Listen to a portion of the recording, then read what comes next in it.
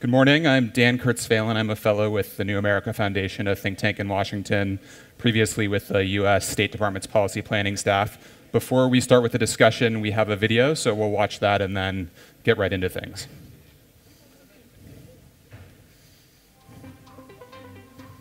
Further integration would seem to offer growth and development incentives in the wider Atlantic that are at least as compelling as those in the greater Pacific. Atlantic countries comprise the largest production zone in the world, the biggest FDI market, and perhaps soon the greatest global energy market. Yet integration momentum and dynamics are different in the two basins. Integration, especially in trade, seems more easily and widely embraced by Pacific countries, despite the many cultural, economic, normative, and historical differences. What factors contribute to this discrepancy? How may they evolve in the future? And what are the geopolitical consequences? Does strong traditional integration architecture in the North Atlantic inhibit or facilitate integration in the wider Atlantic? To what extent do calculations about China's economic strength serve as catalysts for wider Pacific integration? And is there an Atlantic corollary? Viewed from the Atlantic South, what are likely to be the most significant strategic incentives for wider Atlantic integration over the next 2 decades? We have a fantastic panel here. I'm not going to go into their bios because you all have fancy apps on your devices and you should know how to use them more or less competently by now, so you can figure that out for yourself. I'll just share one common trait that I think bodes well for the discussion this morning. All 4 of them have very distinguished high-level experience in government, but are not currently serving in government, which means they're allowed to say impolitic and interesting things without fear of getting fired, and I'll try to hold them to that, but please help me in the Q&A as well. I know the organizers probably intended this to be a relatively hopeful, forward-looking panel after the harrowing hour we had on Ebola, but let me just step back for a second and set the context, which I think is not terribly hopeful and not terribly inspiring of optimism. You know, if we'd been having this conversation a few years ago, we'd be talking about the amazing growth story in China, about growth in Brazil driving integration in the Atlantic and the Pacific. If we'd been having this conversation, let's say 10 years ago, we'd be talking about grand global integration schemes. If we'd been having this conversation about 20 years ago, we'd be in the kind of glory days of the early post-Cold War, and we'd be assuming that integration was both inevitable and clearly a good thing. And now none of those assumptions are true. So we're at a very uncertain moment where there are clear incentives, there are reasons for integration to continue, but I think a lot of skepticism about whether that's good for all but a tiny slice of the elite in many of these countries, and whether that process is really so certain as it once was assumed to be. So with that, we'll get right into it, and I want to start with Marta Dassù from Italy. There's this impression that there's not much momentum for integration in the Atlantic space. Can you give some sense of why that's true, and whether you think there are reasons to be hopeful? I think that the real problem now is the EU. After all, the EU has been the best practice as far as deeper integration is concerned, but now we have 2 sets of major difficulties, to put it this way. On the one hand, the globalization pressure made our model of integration quite unsustainable. There are these 3 famous data by Angela Merkel: 7% of the global population, around 24% of the global GDP, and 50% of expenditure in welfare states. So this is unbearable. On the other hand, we risk a new normal after the financial crisis, 2008, and if you allow me, Professor Watanabe, I could say a Japanese syndrome. And the reason is that we have different ideas on how to restart growth. Germany goes with fiscal discipline as ever, and this is clearly very important. But France and Italy, the 2 largest following economies, need to be more fiscal expansionist. Otherwise, we are unable to restart growth. So here we are. We are with the former model, which is not any longer sustainable. And from this point of view, TTIP is in theory very important for the Europeans because we need extra demand. The problem is that TTIP is not going well. It is stalled. We have a window of opportunity in 2015 before the parliamentary elections, but my major point is combining economic difficulties in Europe and political difficulties in the United States, TTIP will prove really impossible. Interesting. So, Professor Watanabe, people in this space look at that rather pessimistic picture, and there's a sense of, I think, what you could call Pacific envy. When we see what's happening with the Trans-Pacific Partnership negotiations, when we see the various other integration mechanisms that are taking place in the Pacific, and it looks like that's where all the action is. Can you explain what is driving integration in the Pacific and what you think the Trans-Pacific Partnership will mean if it does in fact pass in the coming months? Well, thank you, Dan. I think the major driving force of the integration taking place in Asia Pacific is really the dynamism of production networking. You know, the September 1985, there was a Plaza Accord, and that was the kind of major turning point. And Japanese yen has been continuously appreciated since then. And Japanese manufacturers made FDI, foreign direct investment, in the neighboring countries in ASEAN and in China, Taiwan, elsewhere in East Asia. And that contributed to make a kind of very comprehensive production network or value chain, if you like. And all those FTAs are to just consolidate the merits of having that kind of production networking. Starting with bilateral EPAs, FTAs, and now we are getting into wider spectrum FTA, such as TPP, right, and also RCEP, Regional Comprehensive Economic Partnership Agreement. So altogether, let's push forward all this Asia-Pacific region into free trade area. But that's an organic process coming from business up. Mm-hmm. Interesting. And Jorge, Mexico, of course, is in both of these spaces and has played a very active role, especially in the Pacific most recently, but the same cannot be said of many of your Latin American partners, and there's increasing talk of two Latin America as a Pacific-facing one that's very interested in trade and integration, and an Atlantic-facing one that is not. How do you explain that difference, and do you think it can be overcome? Well, the main reason, the main difference, of course, is size, Dan. Brazil's a big place. Mm-hmm. With the exception of Mexico, the so-called Pacific Alliance countries are very small. So you're really talking about apples and oranges. There's no serious comparison. The more important difference in Latin America, except for the financial media, would have a tendency of basically always getting it wrong. But the real difference is not a vertical one, it's a horizontal one. Between South America, that are commodity exporters, to China, to Japan, to Europe, et cetera, and partly to the United States, but who live off that. That's what they do in life, largely. And then the Caribbean basin countries, Caribbean, Central America, and Mexico, who are increasingly manufactured goods exporters. Tourism, drugs, we're very competitive in that area. We do it very well. So in general terms, that is the real difference. That leads us all, Central America, Mexico, the Caribbean, to be much more integrated with the United States and Canada than either with the so-called Pacific or the so-called Atlantic. Our real integration is there. And the South American countries' real integration is increasingly with Asia, whichever ocean they happen to be on. The Brazilians, knowing how they are, would love to be a Pacific country. There's a little bit of a problem there because they are not on the Pacific, but the Brazilians can find a way. You can explain in the follow-up exactly how that will, how they will find that way. I'll tell you how they do it. Yeah. Nelson, as most people in this room probably know, the United States is taking the lead at this point in two major negotiations, one in the Atlantic, one in the Pacific. In the Atlantic, the Transatlantic Trade and Investment Partnership, which Marta was referencing, and TPP in the Pacific. What do these two unfolding processes tell us about the dynamics in each region? Is there a major difference that you see? There is, and I think the difference between these two agreements says a lot about the dynamics in the Pacific and a lot about the dynamics in the Atlantic. TPP, the Pacific Agreement, is broadly multilateral. You've got, 17, 18 countries sitting at the table negotiating a very complex multilateral set of agreements. On the Atlantic side, on the other hand, it's only two parties. It's the US and the EU, and they have studiously kept at bay other countries such as Mexico and Canada, which have expressed interest in participating there. Why is it that in the Pacific we have multilateral talks and in the Atlantic we have bilateral?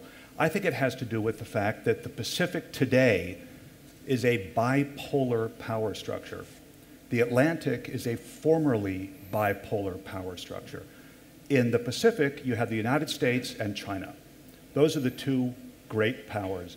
Every country in the Pacific is carefully calibrating their relationship with each of those two powers. You've got the Japanese, who are right there next to the United States. You've got the Koreans, who are right there next to the United States. You have a whole range of others that range toward China. They view, in my judgment, the TPP as a way to fine-tune their relationship with the US on the trade side, and also send a signal to China, which is, hey, you've got to compete for our loyalty a little bit. What will you do for us next? Yeah. In the Atlantic community, on the other hand, it's a formerly bipolar world. It used to be Cold War. It used to be East versus West. And the countries in the South were busy defining their relationship. Were they closer to the United States or to Russia, the Soviet Union? And they would go back and forth, the non-aligned movement. Brazil was very skilled at this. Mexico was very skilled at this. And frankly, most of them plunked on the side of not being on the side of the United States and not being on the side of Europe, in part because of colonialism and post-colonial. Now that the Soviet Union no longer exists, I think the other countries in the Atlantic basin are a little locked into this notion that we're kind of against the United States. We're a little uncomfortable being too close to the United States. And we're a little uncomfortable being close to the European Union. So what is happening now in the Atlantic space is direct talks between these two economic powers and the other states sitting back, most of them, other than Mexico, which I think has dramatically changed its status, looking at the United States and the EU and saying, these aren't the guys we've always wanted to be close to. Do we really want to be part of these talks? So multilateral, bilateral, and I think that really explains a great deal of the difference between these two talks. Can I press you on one point, though? You've spent a lot of time doing business in Africa, working in the private sector in Africa. You've seen what was, until Ebola, really the big headline coming out of sub-Saharan Africa was the new growth story. And there's real potential there to change this dynamic in the South Atlantic. Do you see that story continuing? And if it does, what will that mean for what you see as that fairly lackluster dynamic at the moment? Yeah. Well, there is. I mean, obviously, the growth in Africa has just been stupendous. You know, I look at we work with private sector companies in a whole range of interests. 5 years ago, 6 years ago, hardly any of them were interested in Africa from a commercial perspective. Now they're all running to Africa, whether they're in the financial services or they're in the high-tech sector or they're in the consumer products sector. Why? Because Africa has boomed in population. There are now 1 billion people in Africa. By 2050, there will be 2 billion people in Africa. The number of people who are joining the middle class, who are urbanizing, is tremendous. Between now and 2030, I think one statistic I saw, 200 million Nigerians will move to the cities or be born in the cities. So we look, the North looks at Africa and sees opportunity. By the way, so does China. So we've got the dynamic we see in Africa is you have the Chinese looking to develop their relations and ties in a more mercantilist way with Africa. We have the North, the US and the EU, somewhat from a post-colonial perspective, but also from a direct investment perspective, looking to build their relationships in Africa. And the real story is the tremendous, frankly, there's room for everybody to play in Africa because there's such a deficit in Africa. Two statistics. Liberia, we just heard, we all heard the harrowing tales from Liberia this morning. Some of you who follow American football may know the Dallas Cowboys and may know that they've just built themselves a vast stadium outside of Dallas, Texas, which is now the Palace for American football. That stadium requires as much electricity as is available in the entire country of Liberia. Okay? One football stadium in the United States. Another quick statistic, North Dakota. Probably nobody in this room has been to North Dakota, one of our most sparsely populated states.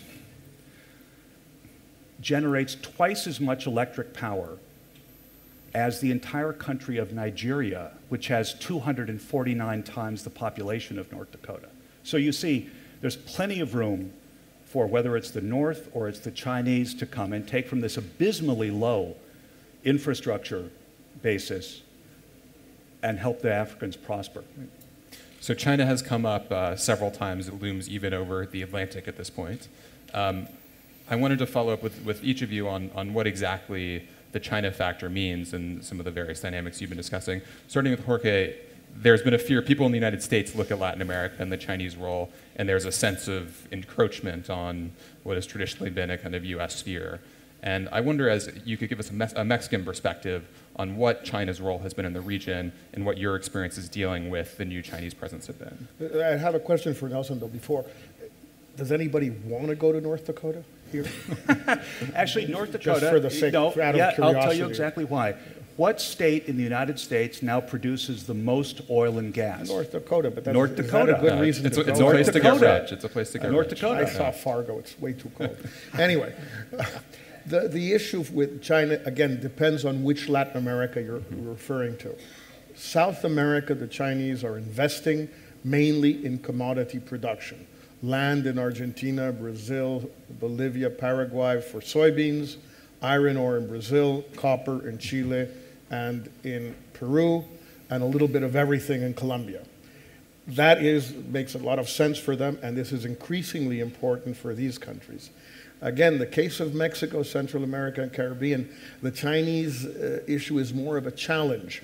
They're not going to invest in commodities in these countries because we don't have any. Or the little we have, we're running out of, and we export, like our oil from Mexico, all to the United States.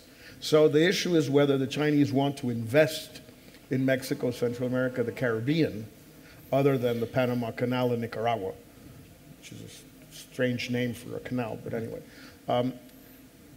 In manufacturing, the current Mexican government is betting a lot on the idea that the Chinese will invest in Mexico to export refrigerators to the US. I know absolutely nothing about China, nor about refrigerators, but I sort of doubt it. It doesn't make a lot of sense to me. But that's the challenge for us. So again, it's two totally different issues. The Brazilians, since you brought it up, how are they going to become a Pacific country?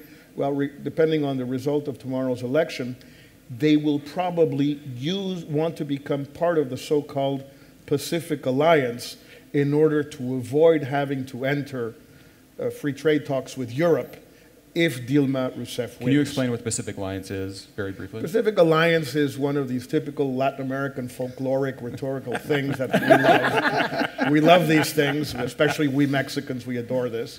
It's Mexico, Colombia, Chile, and Peru, who basically decided to take the free trade agreements that we've all had among us for the last 20 years and relabel them. There is nothing else involved there. There's no political agreement among the four countries. Trade among them is minimal. Migration is non-existent. It's typical Latin American rhetoric. We're very good at that. We're better than practically anybody else at that. We're the best.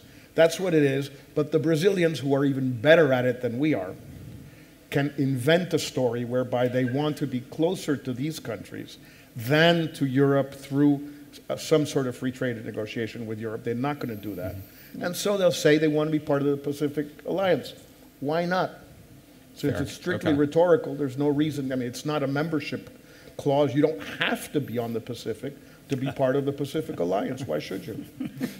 So, Professor Watanabe, going Yes. to Pacific again, if TPP passes, which is still a big if, we'll have a very strange situation in which China, the economy that looms over all of its neighbors and will sometime in the next 5 or 15 or 25 years probably be the biggest economy in the world, will be left out of this vast integration space that covers the rest of the Pacific Rim. How do you expect that dynamic to affect the Pacific more broadly? Do you see risks in that, and what does that mean for an economy like yours? Okay, thank you. Well, at the outset, I'd like to make clear that in the first draft of TPP agreement done by 4 regional countries, namely New Zealand, Singapore, Brunei, and Chile, it is clearly stated that all the member economies of APEC, Asia Pacific Economic Cooperation, there are 21 member economies, they are all eligible for the membership of TPP. I don't know, the recent negotiation changed that kind of notion. But essentially, the APEC member economies are invited, or at least eligible for the membership of TPP. Can you imagine China becoming a part of TPP? Yes, and if you look at China's attitude toward TPP, maybe back in 2012, when we had the APEC summit meeting in Hawaii, they were a bit wondering whether China is excluded by the TPP members. But now the most recent remarks done by the Vice Minister for Financial Affairs of China, he mentioned that without China, TPP is incomplete. You see, this statement suggests that China has been increasingly interested in associate itself first with TPP, and maybe in the future, China would be very much interested in going into TPP. And that's really a very positive thing, because China is certainly maybe the most important part of the production network that I have spoken of.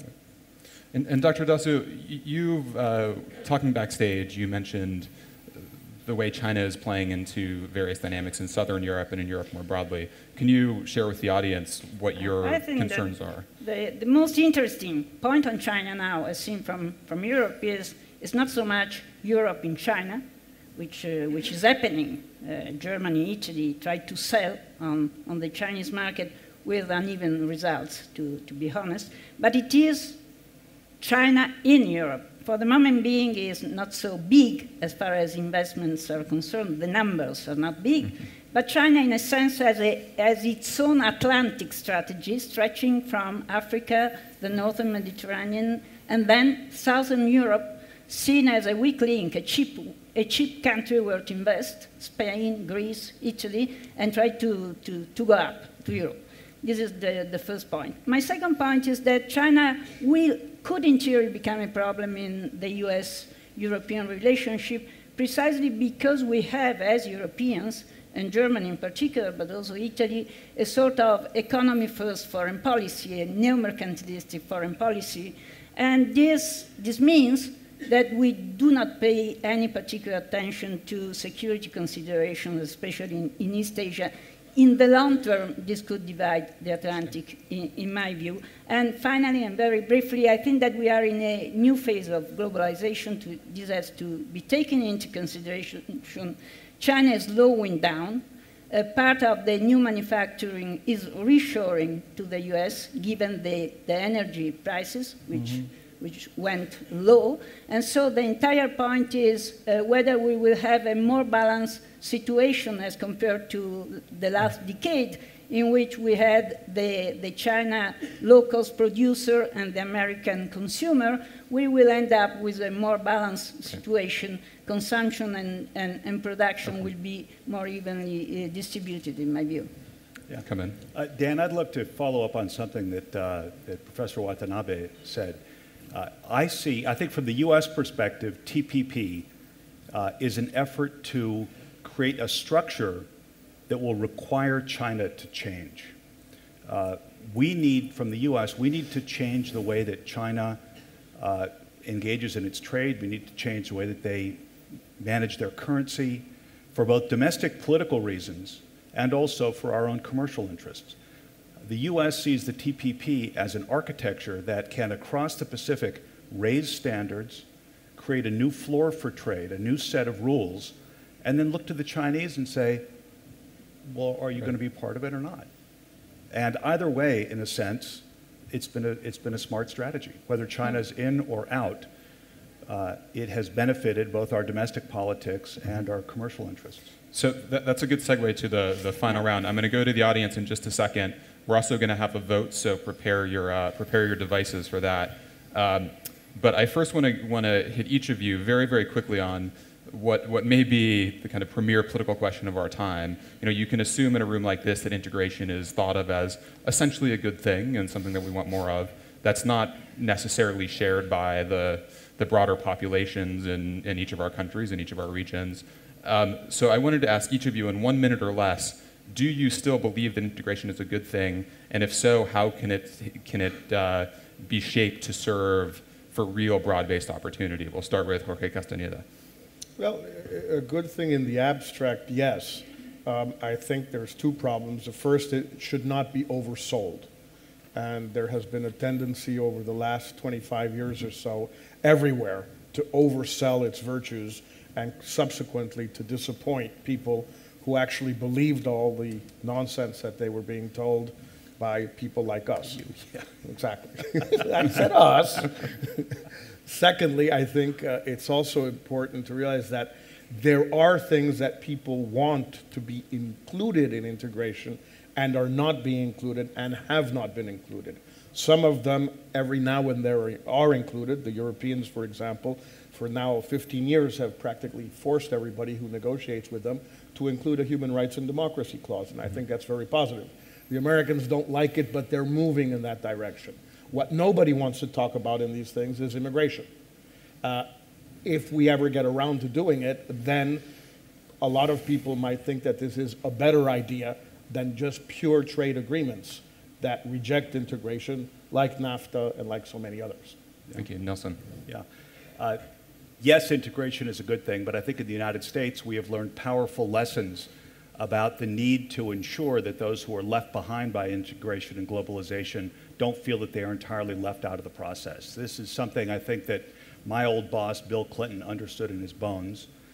It is something that he tried to build in when he came in and renegotiated the side letters, or negotiated the side letters for NAFTA. It was designed to send the message to American audiences that on labor and the environment, their interests were going to be looked at in these.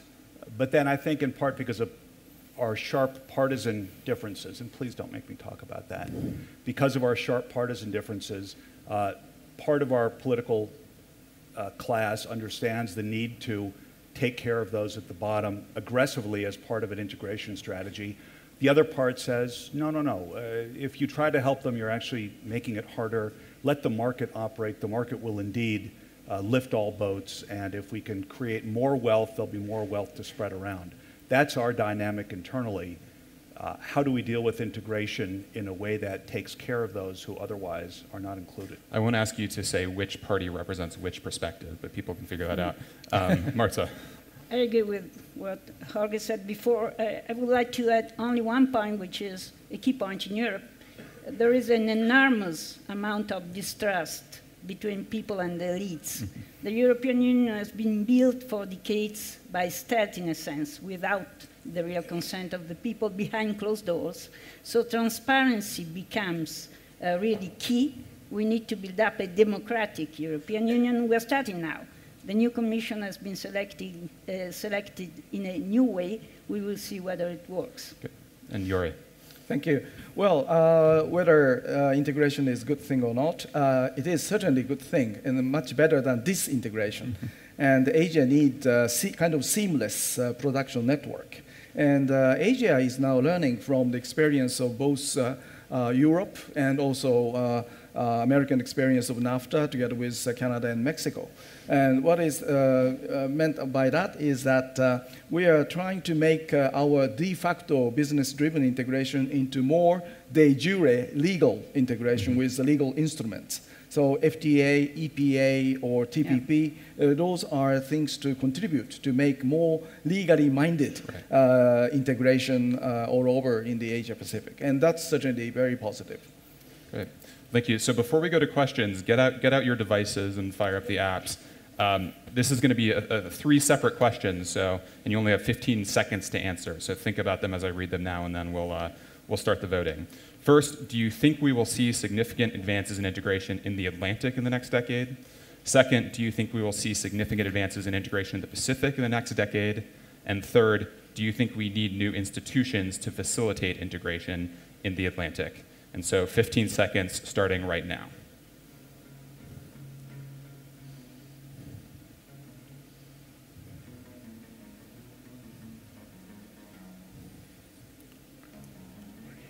I guess we'll have 15 seconds for each one, so you can take your time. North Dakota, West Dakota. Yeah, I know. Yes. That's optimistic. Moving on to the Pacific. Yes, 90%.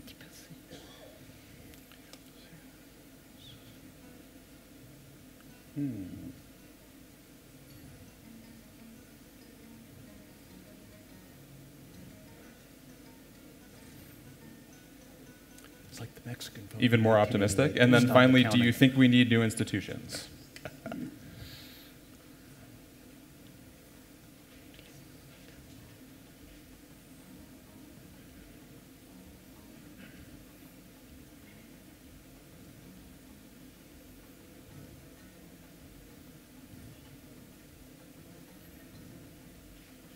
Oh. Wow. Very close. Okay. Very This close. is the big divide. I think that's statistically probably a tie. That's pretty So fantastic. we'll call it Polarization. one. Yeah. And now we'll go to the audience. Please identify yourself and keep your questions relatively short so we can go to lunch. Yes. I think mics are coming from the sides. Hi. My name is Sabina Dewan. I'm the Executive Director of the Just Jobs Network and a Senior Fellow at the Center for American Progress. Thank you for a very interesting discussion. I wanted to ask you about this question of integration being good or bad and the need to protect people as integration happens because there's churn. I think we need to kind of move the dialogue beyond just protecting people and think about how trade and integration can be better leveraged to create the kinds of jobs that we need. You mentioned that 200 million Nigerians are moving to the cities, but that doesn't necessarily mean that they're going to have the kind of consumption power, right? Unemployment is exorbitantly high throughout the African subcontinent. By 2030, more than 80% will reside in the global south, accounting for 70% of all consumption. But sub-Saharan Africa's share of that will only be 2%. So I think in order to really harness the benefits of integration, trade, and investment, we actually need to think about how we can use trade and investment to create the kinds of jobs and raise living standards, which is not something that I heard the panel discuss. So I'd love to have your response to that. Thanks. Nelson, do you want to start since you started in that direction? Yeah. These new consuming classes, these new middle classes, these new working classes across the South, whether it's in India, what we've seen in China, what we're seeing in Africa now, they will have aspirations, but they won't necessarily have the tools to get those aspirations: a car, a moped, electric lights, a radio, television.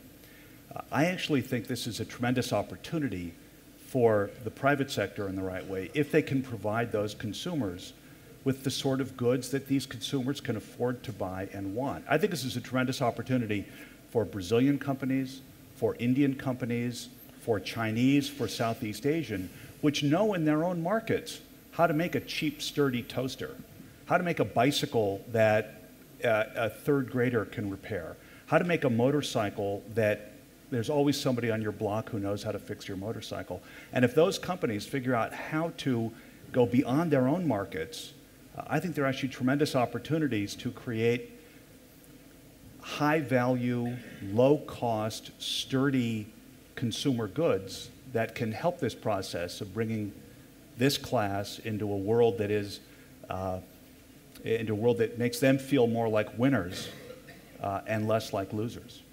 Do you want to add anything to that, given Mexico's experience, mixed success? It's a mixed bag, Dan, because in the case of Mexico, NAFTA has been a huge success in terms of our exports, largely to the United States and Canada. It has not been a success in terms of generating manufacturing employment or productivity. Both employment levels and Mexican productivity levels are roughly where they were 20 years ago when NAFTA came into law. There has been no significant change. In a few peak industries, there has been some spikes, but very little. So if you don't create the jobs locally, then what Nelson is saying can't happen because people don't have money to buy the sturdy motorcycle or the sturdier car. And if they don't have that money because they don't have a job. And they don't have a job because a lot of the exporting that is going on from Mexico to the US is essentially assembly of American and Canadian-made inputs in Mexico, generating very low employment. Yeah. Dan, 100 years ago, Henry Ford revolutionized the way not only that we made cars, but the way that we paid workers, because he dramatically raised wages unilaterally. And he was asked why. He said, because you cannot have an automobile economy with bicycle wages. And it's that virtuous cycle, I think, that Jorge is mentioning. And what's going to happen with the robotics and the Internet of Things as far as jobs are concerned? Let's go to another question, one right in the front here. So Mike? My name is Mubarak. I'm former Deputy Chief of Staff to the President of Senegal. You mentioned institution just now. For me, institution is also the regulatory framework. My question is about the kind of partnerships we are building in the Pacific. Do you think that we can expect it in the Atlantic? Because we are negotiating a trade partnership with Europe. We have so far AGOA with the US. Do you think in the future we should have this kind of partnerships, the same that we have in the Pacific time? Yeah, the entire point, from an intellectual point of view and political point of view, in my view, is whether this net of different agreements, we have a lot of FTAs as Europe, we have all the agreements in the Pacific, are going to make it more difficult or easier a global trade deal. This is the point, in my view. And there are two different views. According to our young Minister for Trade, who is very good, is chairing the Council for Trade in this moment, the reality is that the pressure of these bilateral and regional agreements is making a deal at Doha, for instance, or at Bali, easier. We got, for instance, a new agreement last month on facilitating investments and protection of investment. And this is the reason, because the BRICS in the end decided to give in, except for India, I have to say. Professor Watanabe, do you agree with that view that all these regional arrangements, and whether that's AGOA or TPP, are leading us towards some global triumph in the years ahead? Yeah, well, it depends what kind of integration they are pursuing. I think in the case of common market, I think just like the example of European integration indicates us that there's more enhanced institutionalization would be necessary. But in the case of free trade area, I think that could be a lesser extent. But nevertheless, what is important is rule-oriented approach to the integration. That is very important. So in that sense, all the Asian economies, including Japan, China, Korea, FTA, or regional comprehensive economic partnership in East Asia, trying to afford that kind of legal structure in the form of international treaties to bind the obligations of each participating countries. Right. We had another one in the front here first. Yes, thank you. Is it working? It is working. Yeah, thank you. Well, my question goes to Mr. Cunningham and to a previous statement that you made, that there is room for everybody in Africa. I would like you to tell us what kind of development, if it is development that is at stake, that you had in mind. Is it the type of the stadium you were mentioning that is consuming electricity is much more like a country? Because the problem is here is what type of development we want. Is it wishable? Is it affordable? This is the first question. Second, what African country, states, and players together could do to avoid the overbidding on their own resources. And second, to address both the aspirations of these new middle class, but especially of the youth who want to live differently. They want, of course, all what the modern world has to offer. But I think there is as well an aspiration to not to have all the negative aspects that we are experiencing all across the world, because you have all these indignados and so forth. And at the same time, excuse me, just to finish, and then address the capabilities of the African ecosystem, because this has not been mentioned at all. Yeah. All right. Those are excellent questions, and I feel competent to answer about 27% of the questions that you asked. So let me focus on what I think I can answer. The U.S., Europe, and Africa versus China and Africa, they're two very different models. The U.S. and the European development model is one that looks to use our development dollars. We think altruistically, it's probably in a lot of ways actually selfishly, but at least there's some altruism there, to try to help raise up the economies of these countries. We ask these countries to come up with environmental studies and economic studies and water studies and long-term development studies before we give them a nickel, before we provide them any support for development. Then we put in strict accounting rules. We require lots of paperwork, and at the end of the day, how much of what is given actually flows down to the local communities? Probably not nearly as much as we would like. Now, the Chinese have a very different perspective from the government standpoint, which is, hey, we're just here to get access to your resources, and if to do that, I'm being cynical and flip.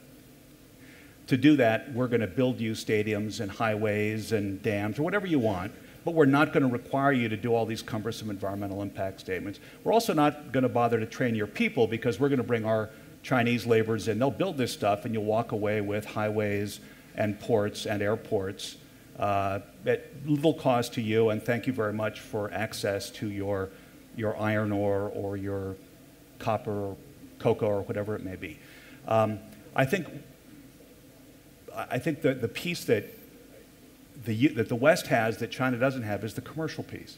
You have American companies now looking to flood into Africa to build factories, to build distribution networks, to buy stores, to buy retail, to build networks of people selling insurance products to these new middle classes.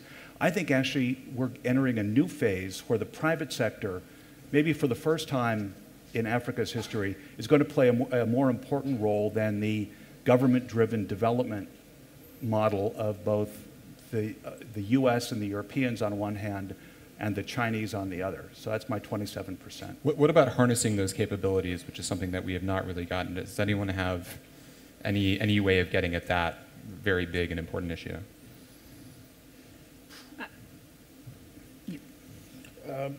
It's very difficult to say. We know that in most of the Latin American countries, which granted have a significantly higher GDP per capita, educational standards than most African countries, it's very difficult to harness those capabilities which exist, particularly among young people, because the educational systems and institutions and processes are terribly defective.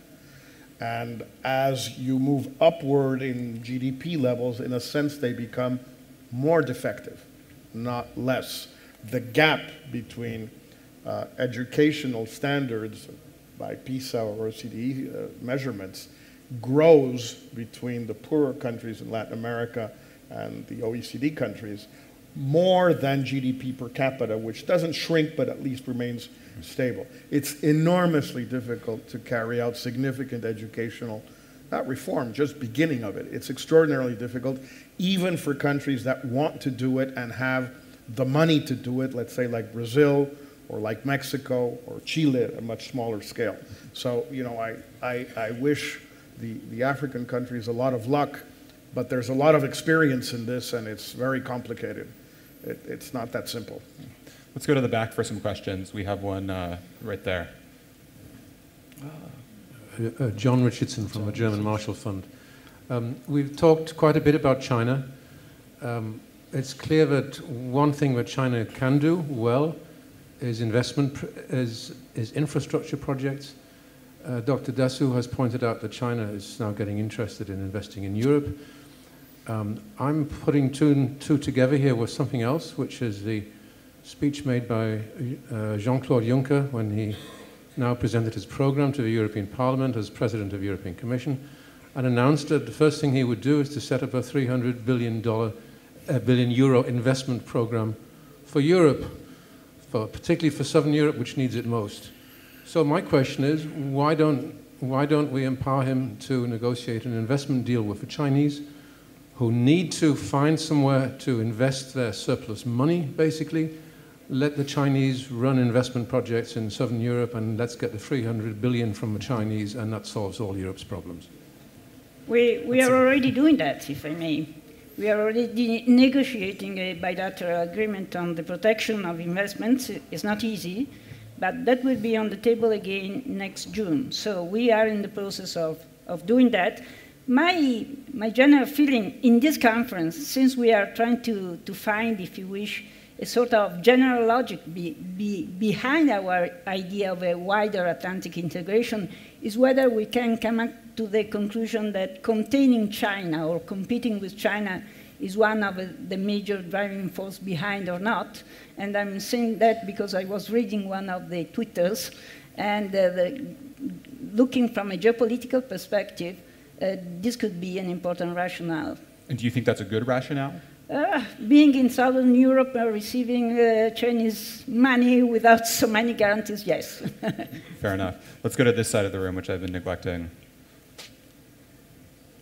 Yes, towards the back.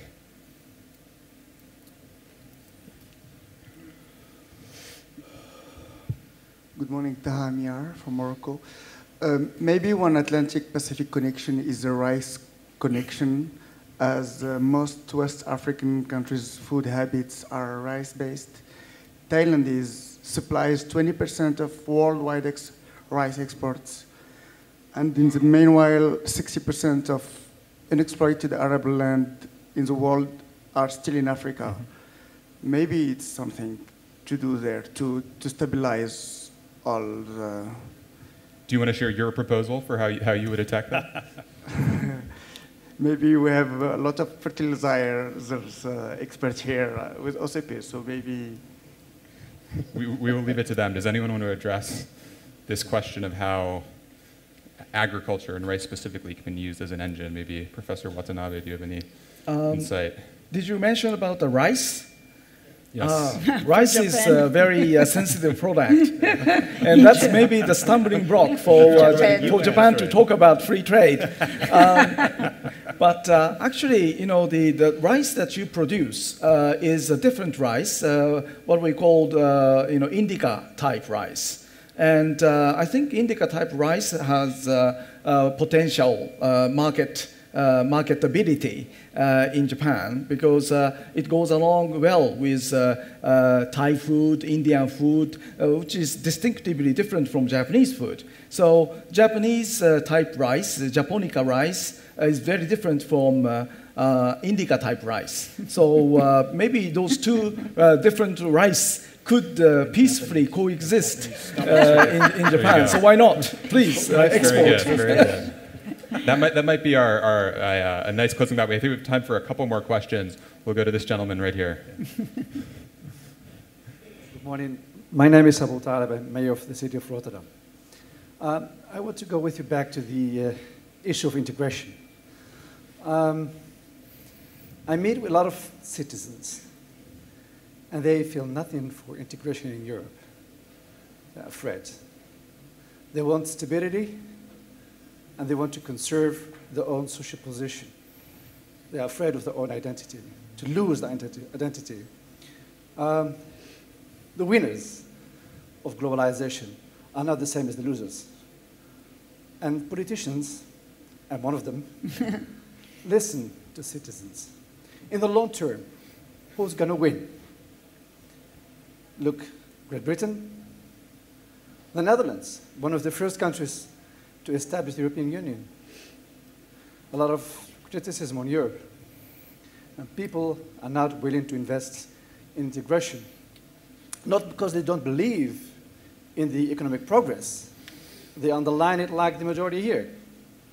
But they're afraid of losing their own social identity. So it's social, cultural issues versus the social economic approach. The leaders here are in favor of integration. Myself, I have been defending with my party in 2006 the referendum in the Netherlands to get a lot of voters in favor of the new agreement. And we failed in doing that, in fact. Yeah. So the leaders and the companies are willing and interested in economic integration, but the voters are not. So who is going to win in the long term? Mr. Nielsen, you said something about that. Yeah. Can you elaborate some more about that? I'll be happy to try, and it actually allows me to refer back to where I started and maybe try to help bring this conversation. Perfect.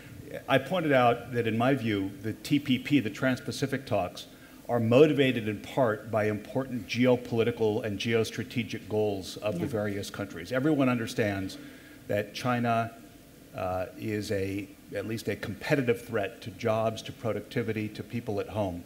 That gives the TPP talks a meaning. I look at the Atlantic, and I see we talked about the importance of EU and US having a common project, having something to work on together. I think perhaps in the next round of these talks, we need to make it also geostrategic and point out that the real loser in a US-EU relationship, tighter relationship, is Russia. Now, as we look at, as the US and the EU look to each other, how do we contain, how do we limit, how do we shape Russia's behavior?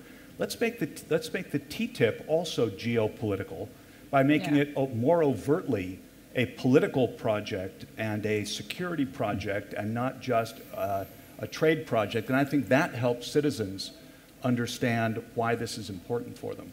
Marta, you started at this point, so why don't you close off? I completely agree with you. If I may add, that would involve the fact that the US are ready to discuss about the energy, which is not the case for the moment being, especially looking to Russia, because a TTIP on energy would reduce our dependency on Russia. On the more general point, I completely agree with you. We need more transparency. For instance, the fact that the Commission decided to disclose, to declassify the mandate for TTIP has been a very important move in the direction of more democracy. That's a good point to close on. I think we have the pleasure of sending you off to lunch, which is a little bit overdue, but please thank our panelists for the wonderful discussion, and we'll be back this afternoon. Thank you very much. Thank you. Thanks so much from me as well to all the panelists and to you for moderating. And you're absolutely right. It's lunchtime. And all of you on your badges have a number. If you haven't already seen that, that's your breakout lunch session. And when you exit this room, you will see lots of my colleagues holding numbers. So you just go to the person holding your number who will lead you to the bus that will take you to your lunch destination. And we promise this is all going to work smoothly and we'll have wonderful lunch breakout sessions. I hope you enjoy them. It's a beautiful 95 degrees outside. And we will look forward after lunch when you've got lots of energy to welcoming you back for the creative sessions. So thanks so much for staying with us this morning, and just a final thanks to our terrific panel. Thank you guys.